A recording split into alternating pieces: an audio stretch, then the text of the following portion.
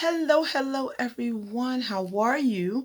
My name is Lakeisha Martin, better known as hashtag Queen Key or hashtag Real Queen Key. If you want to follow me on all of my other social media, like my Instagram, my YouTube, TikTok, and Lakeisha Martin on Facebook, you are now entering the construction zone. The construction zone. Yes, we are in the construction zone. And for those of you who don't know me, my name is Lakeisha Martin. I'm an over-the-road trucker driver of 26 plus years. I'm also a master trainer of over 2 decades, a 2 million mile safe driver, and I'm here to provide the construction zone for you, which is a safe place that's all things trucker, to where you can talk and vent and ask questions and send me in content for us to talk about, and we will talk about it today on the construction zone. So welcome to episode 2.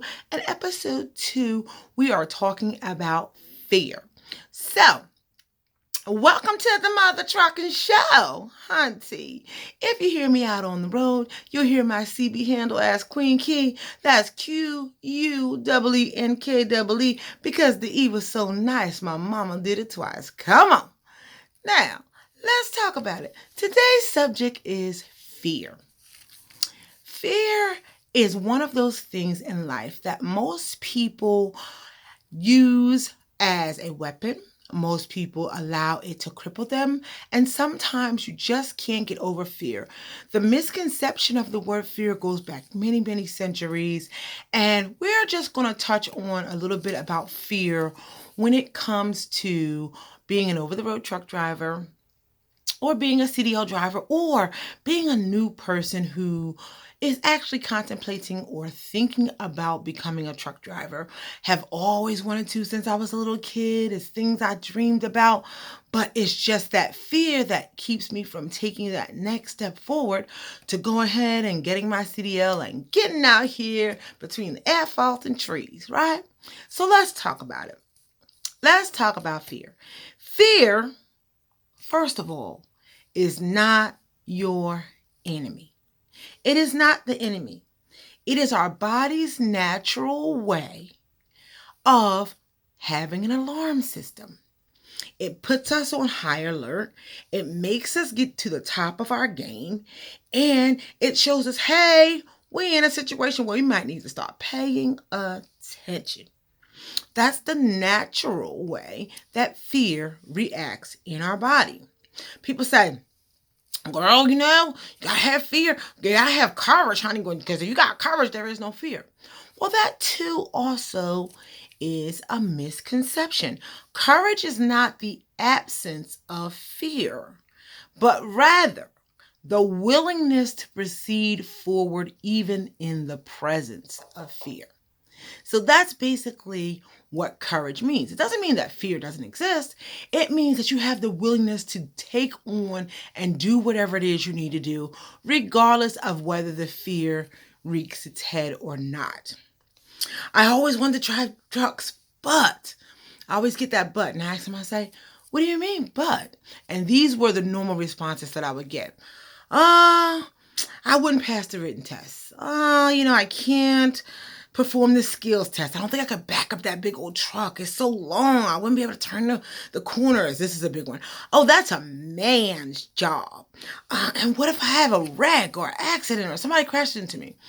These are all fears that I have heard from my trainees prior to them training with me in my truck as to why it took them so long to take the steps to become a truck driver. And that's a really big one, that whole it's a man's job thing. As I told you, I'm a master trainer and I've been training for over 2 decades. I've been out here trucking for 26 years.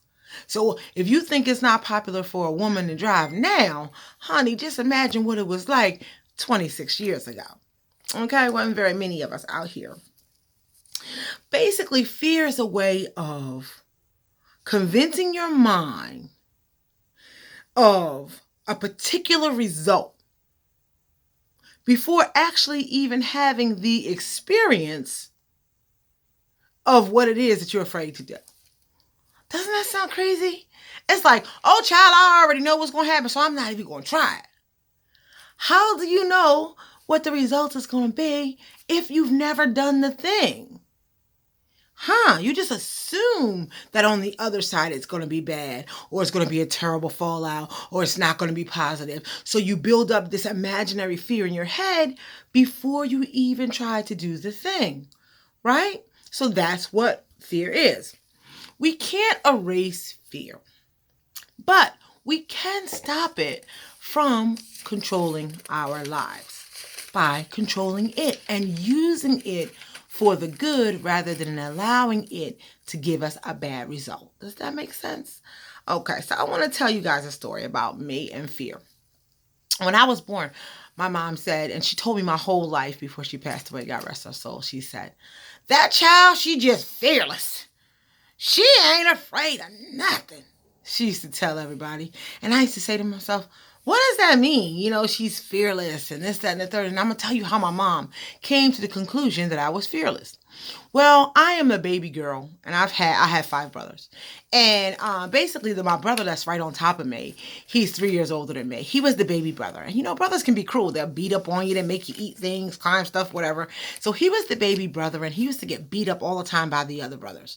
And when he found out that my mom was going to have another sibling, he couldn't wait until another brother came along so that he could beat up and pound on them, and it would take the pressure off of him. So when he found out that when I came home from the hospital, my mom came to introduce me. Oh, come meet your baby sister. My brother was so disappointed that I was a girl. He was like, well, take it back and go get my brother. What? He really wanted a brother. And he was so upset that my whole life, he made me feel like I was a boy. I wasn't a girl. I had to do all the things that boys could do. And not only did I have to do it, but I had to do it better. And he would bet against the other little boys in the neighborhood. And he would say, I bet you my sister could do more push-ups than you.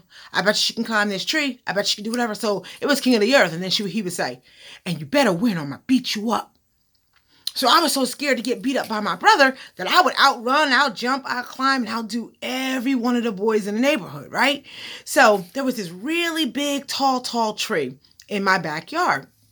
And I think I was around about 5 years old. And it was this big competition in my neighborhood of who could climb the highest on the tree. And there's this one boy named Tyrone. He used to always climb higher than me. And I said to myself one Saturday that I'm going to be the king of the mountain and the king of the whole neighborhood. And I'm going to climb the highest on the tree. So I went and I began to climb. My brothers were all down there looking in this, that, and the third. And so I started really climbing. I started getting so high in the tree that the branches themselves were starting to bend under my weight. Of course, I'm 5 years old, so I didn't realize this. So I'm climbing and I'm climbing, and I get all the way up there. And the next thing you know, I can see my brothers down there, and they're waving and they're saying stuff, but I can't hear anything that they're saying. I'm just thinking they're like, yay, queen, she climbed the highest in the neighborhood. So I see my mom come out. I'm like, yay, my mom's happy too. I climbed so high in this tree. Meanwhile, my mom's down there. She's trying to yell at me, tell me to come down from the tree. And I'm like, hey, Mom, look at me. So the next thing I know, now I'm so high that I can see like 2 or 3 blocks over in the neighborhood. So the next thing I know, I see this fire engine. And it's coming and it's turning down one street and up the other and whatever. And I'm so excited that I see the fire engine that I climb down out of the tree. My mom was so upset with me. You mean to tell me the whole time you could have just climbed down? And I called the fire engine to come rescue you? Well, needless to say, that was the worst beating I ever got in my life, but we ain't gonna talk about that. But it was at that moment in my life, my mother labeled me that I was fearless. And it wasn't that I was fearless. It was that at that point, I didn't know that I was supposed to be afraid. Right? I didn't know I was supposed to be afraid. I'm just climbing the tree. I'm king of the hill. And I think I went my whole life by my mom proclaiming that I was fearless, that I didn't allow fears, even though I had them, to get in my way of doing the things that I wanted to do. Because at that moment, at 5 years old, my mother instilled in me that fear couldn't stop me from doing anything. Right? Now, on the contrast, let's talk about my sister. My sister has a deathly afraid fear of taking tests. If you tell her, read this, that, and third, we're going to go over the material, and at the end of it, we're going to have a test. She will break out in hives. Her hands will start to sweat. Her forehead and brow are sweating. She's so nervous. She's got to go to the bathroom. She is only thinking about the fact that we're going to take this test and she's probably going to fail. 9 times out of 10, when you gave her a written test, she did fail it.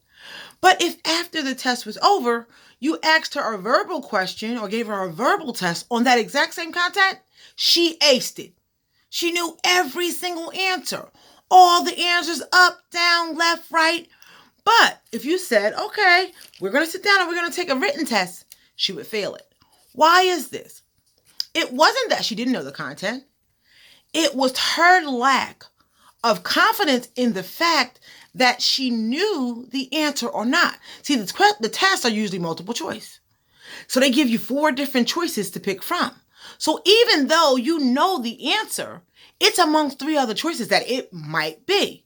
So as she's reading the answers, she's psyching herself out and saying, it can't be the answer I think it is because I'm not sure if I know it's the answer because there's 3 other ones that it could possibly be. So she's already psyched herself out that she doesn't know the answer based on the fact that they put 3 placebo answers around the answer that she knows already. But because of her lack of confidence, it beat her down and beat her down. So she went her whole life saying, okay, I'm just not a good test taker. I don't take tests well. I don't do well in tests. Don't give me a written test because I'll fail. So in her mind, she convinced herself that she was going to fail every written test you gave her because her lack of confidence of knowing the answer that she knew was amongst the 3 that was in that multiple choice. But that was just a trick of the fear, right? It was making her afraid to be wrong, making her afraid to feel like she was stupid, making her afraid to feel like someone would judge her if she got the answer wrong. Second guessing the fact that she knew the answer, so that fear would cripple her from advancing in the education that she wanted, from advancing in the business that she wanted, because she allowed the fear and the lack of confidence drive down what she knew to be the true answers to the test. And this is a real condition. A lot of people do have a fear of test taking, and it's not a fear of the test. It's a lack of confidence in knowing what you know and second guessing the answers that you know to be true because other variables are placed before you. So you say, will you allow your fear to prevent you from having your dream? Will you allow your fear to prevent you from being that truck driver? I want to be a truck driver dream. I've been dreaming about it all my life, but I'm so afraid. Will you allow those things that we just talked about prevent you from following your dream, going to take your test, getting your CTL, joining up for a CDL school, or talking to a carrier for training? Don't allow fear to decide your happiness. Instead, use fear, not as a foe, but as an ally. Let it wake you up. Let it heighten you. Let you use it as, okay, I know I'm going in the right direction because my stomach tightened up and says, this is uncomfortable action that I need to take. So I'm going to go over 3 things that can help you overcome the fear of taking that step and going to get your CDL and coming out here and being a big truck driver. And of course, we're going to count them down from 3 to 1, 3 being the least and 1 being the most important. Okay, so thing number 3. Don't look at fear as your enemy, but rather as an ally. As I said, use it as an alarm system. Use it as a way to put you on high alert, to be the best version of yourself. Because if fear is present, that means something positive is on the other side, because the barrier is in front of your blessing. Your best life is on the other side of that fear. And if you let that fear keep you from getting to the other side, then you will allow it to give you regret for the rest of your life of, what if I would have just took the steps and got it done? Thing number 2, build your confidence. If you build your confidence, then fear will cease to exist. Well, Queen, how do I build my confidence? You build your confidence by repetition. Repetition builds confidence because you're continuing to do the same thing over and over and over again. It builds up the skill. It builds up your muscle memory so that when you're going after that same thing again, your body, your mind, your spirit, everything works in conjunction, that I've done this before. I've done this before. I've done this before. And if you've done it before, you have the confidence that you can do it again. Therefore, fear won't stop you from getting the thing done. Because your confidence, when confidence exists, fear cannot rule the situation, right? And the number one thing you can do to overcome your fear is to disconnect the outcome of your act with your emotions. And I'm going to explain that to you. Remember, I told you people don't do things because they're afraid that they're going to fail and what it's going to be. So they convince themselves that it's going to be a bad outcome before they even try the thing, right?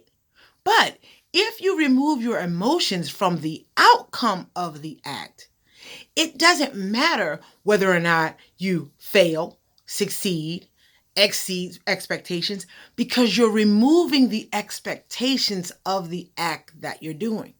If you move away from the emotion and just do the act anyway, and it's going to be what it is, whatever it is, whenever I do it, I can't control whether it's going to be good or bad, positive, negative, great, awesome. I have no control over what the outcome will be, but I do have a control on whether or not I willfully take the step in the presence of fear to do the act anyway. And it's going to be what it's going to be at the end. If you can do these three things and allow them to direct your path in the things that you want to do, you can eliminate fear from controlling your decisions. Now, I didn't say you could eliminate fear from your life. I didn't say you can eliminate fear from things that you may be nervous about doing, because fear will always be a constant and it will always be a part of us, because it is naturally a part of the emotions that make up us as humans.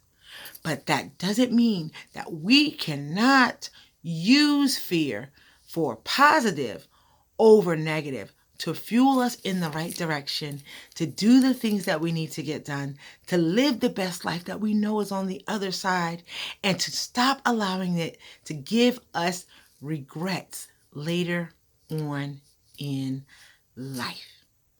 Right? Now, I hope that this brought you some kind of solace and value, and that you took something away from learning how to live with fear. I hope this helped you get over that barrier of trying to decide whether you wanted to be a truck driver or not. Or even if it is irrelevant to truck driving, whether you want to be a new parent or get into a new relationship or do something totally different with your life. Don't allow fear to decide. Try the activity first. You don't know what the outcome is going to be. But it could be a whole lot better than dealing with the regret of not making the decision to move forward at all, based on something imaginary that we made up in our mind. Now, be sure to come back every Thursday for a new episode of Construction Zone, because this is a safe place for us to learn and to talk and to grow with one another, because each one teach one. Until then, driver, you keep between the lines, okay? Of those asphalting trees. And you look for Queen out there hauling that freight around. And if you hear me on the 1-9 saying, hey, this is Queen Key coming at you, Queenkee, and that E was so nice, my mama did it twice. Come on. You holler back at your girl and say, hey, your auntie, let's move this freight. Until then, I love you the mostest. And don't be afraid when I say that I love you, even if I don't know you, because there are plenty of people in the world that can find a reason to hate you for no reason. So I can find a reason to love you for no reason. I'll see you next time on the next episode of Construction Zone.